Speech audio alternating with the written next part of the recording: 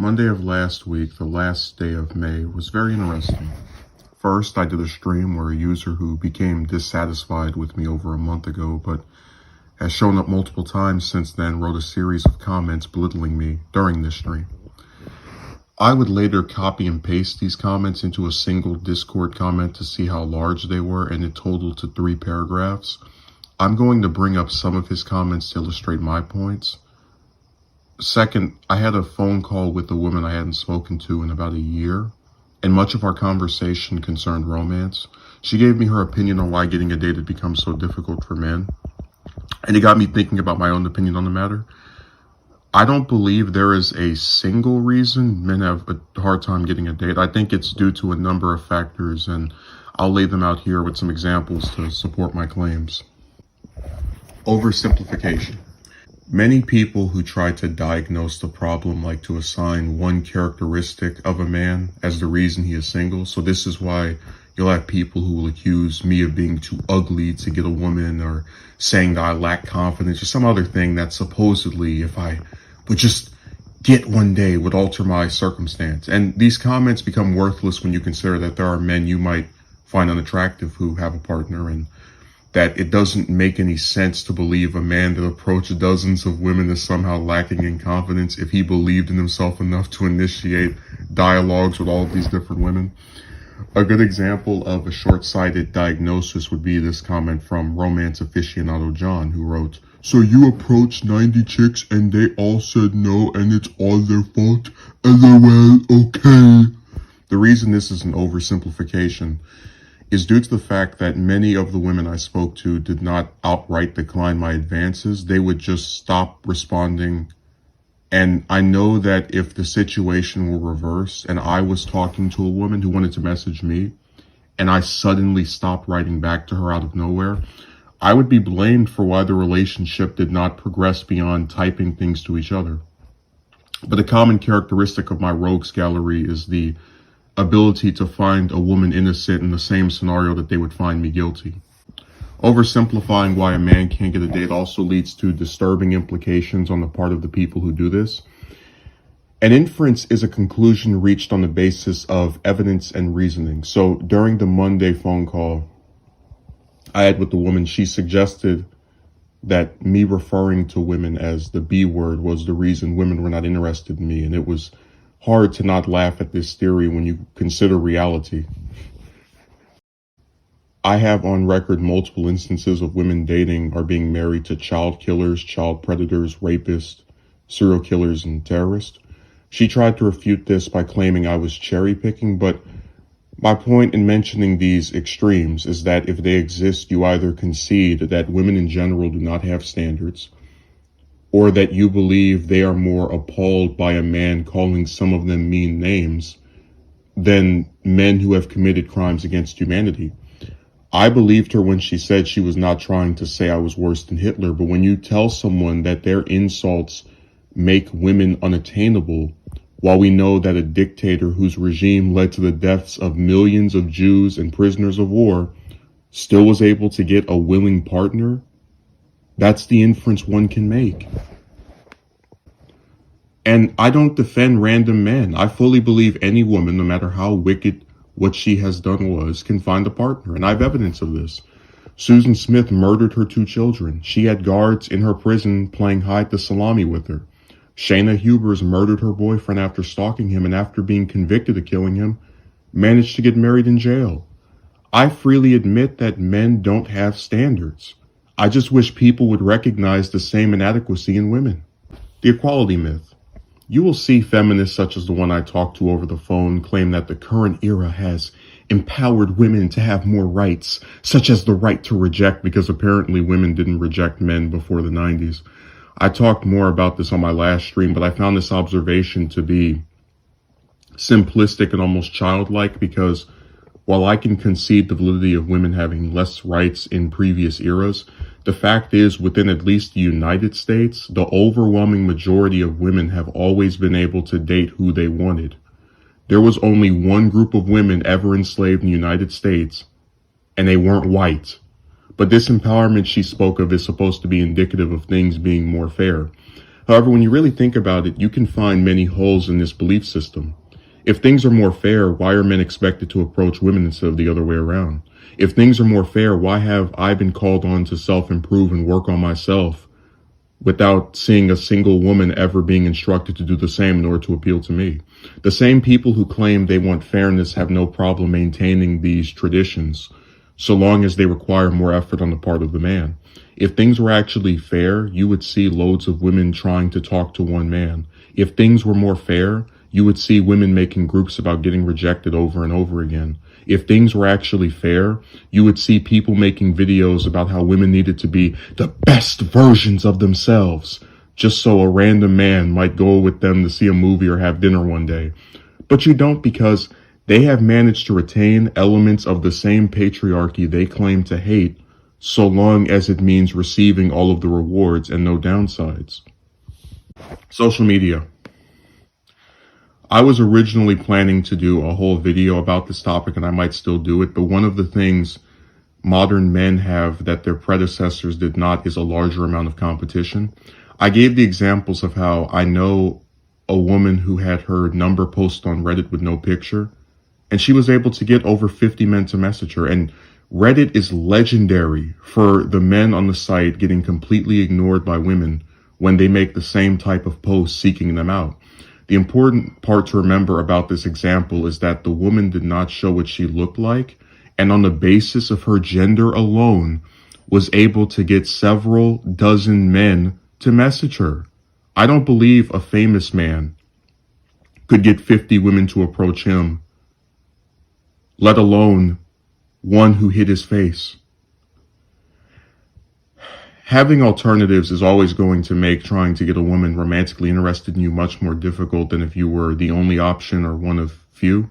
One of the reasons women tend to have a much easier time getting a date is because most men are generally starved of romantic attention from the opposite sex, leading them in desperation to accept a woman no matter what condition she is in. And put yourself in this position. If you have 20 women trying to talk to you, how many of them would you seriously consider? And don't get it twisted. I have seen some women complain about having a bunch of men try to talk to them online and have very little sympathy for them because they choose to put themselves on the computer and thus in that situation. I also have very little sympathy because I know I would get laughed at like I was on Comedy Central if I came on YouTube and said, "Oh no, loads of women are messaging me. Whatever will I do?" And this point illustrates why I don't believe in self-improvement, because there's almost nothing you can do to improve that's going to make you stand out from 10 or 20 or 30 other men. And if you do have to do something to stand out from several dozen other men all trying to talk to the same woman, then something is wrong with the system and not you as a person. You know, if I saw dozens of men swarming Scarlett Johansson or Zoe Saldana, for example, I wouldn't be upset or surprised, because those are women who have accomplished careers of extreme noteworthiness that are unlike the overwhelming majority of their peers. But a random lady on Instagram posting pictures of herself, she doesn't need 30 men trying to talk to her and driving themselves crazy, attempting to figure out what tips and tricks they're supposed to use to get her to like them more than the other dozen dudes talking to her. Excess of time wasting. I once said that my favorite type of rejections were the ones that were very quick. If I go to a store and ask someone for their phone number or to go out with me and she instantly declines, I'm a lot less likely to have it linger as something that bothers me because it ended before anything started. But what a lot of women love starting is the excess of time wasting, which is to begin speaking to a man who seemingly does everything they like, who they gas up as someone of high value to them, only for them to do a complete 360 in the event that you ask them on a date and insist they just want to be friends or that they want to stop speaking. Many women tend to portray themselves as being naive in the event that this happens. I can't believe a man who spoke to me for months that I told all this fluff about how important he was to me thought I was interested in him. Of course, I'm not trying to say that being nice to someone means you are interested in them, but consider this. If women only ever spoke ill of me and did not want to speak to me for continuous periods, like weeks or months, one would get the impression that they didn't like me. Speaking to someone for a continuous period and telling them all this positive stuff about how you feel towards them is traditionally associated with romantic interest in another person. But because of how backwards many women are in terms of unrequited interest, you can get the same result from a woman that talks to you for weeks or months, who spouted off platitudes about how great you were, that you would get from a random woman you approached and were rejected instantly by. And I've noticed that on several occasions, women that do this make sure to avoid mentioning having a boyfriend because they want to appear single when they are not, and they know most men would be less incentivized to talk to them if they knew they were in a relationship. I thought a way to counter the continuous time wasting would be for the women to approach men, but after just a month ago having a woman ask me on a date, only to start singing the "I just want to be friends" song, I know they are insane enough to overtly signal interest just to not deliver. And knowing this makes it almost impossible to believe anything they say, since they're shown to conduct extreme backpedaling. If you can get rejected by a woman who asks you on a date, and if you can get rejected by a woman who says you are too good for her, what reason would you have to take any of them seriously? I didn't make a video 3 years ago explaining why I stopped approaching women because they would say no right after I asked for their number or on a date. I stopped talking to them because I was tired of having my time wasted with weeks and months long exchanges that ended in the same old song. "I just don't feel that way toward you, and I'd rather we just be friends." I got tired of that constant conclusion, and rightfully so. It's been overdone.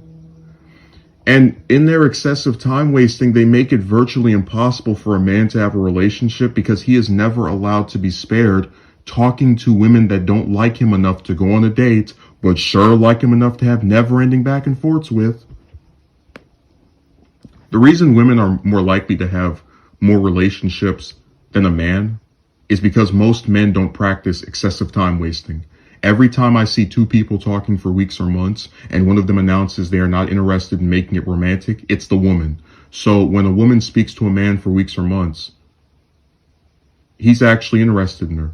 She'll actually see either a date or a relationship come out of this correspondence, whereas men have the burden of having their time wasted with someone that doesn't like them and already knew it, and then having to keep rebooting by talking to another woman who more than likely is going to do the exact same thing. Female entitlement. You have people who claim that men who get rejected and subsequently are critical of women have entitlement, the belief that they are owed something. I've had this opinion spammed on my channel, even though I don't support it. But in coming online, when I see people who write that you need to exercise to get a date or become a millionaire, drive some great car, become famous, I can't help but feel the entitlement in romantic relationships is something that is wanted just as long as it is favorable to the woman. Think about it. Women don't owe men anything, but we owe them excessive exercise, status, a large house, a bunch of money, and some other desirable trait that they themselves probably don't have.